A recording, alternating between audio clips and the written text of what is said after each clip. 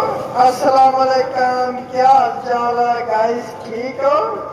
जिस तरह के तुहानू पता है कि मैं वीडियो बनाउण दिया अज डब्बे ते माइक ते वीडियो बनानी है ते सारे भरावां ने लाइक फॉलो कमेंट करने ने ते भरा दी वीडियो चंगे व्यू ते जानी चाहिए। ते मैं क्या भाई, जिस तरह के तुहानू पता कि वीडियो चंगा व्यू लैके आनी चाहिए।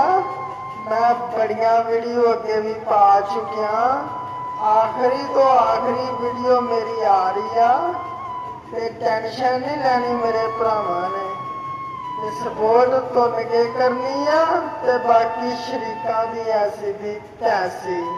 ओके, जिंदाबाद जिंदाबाद।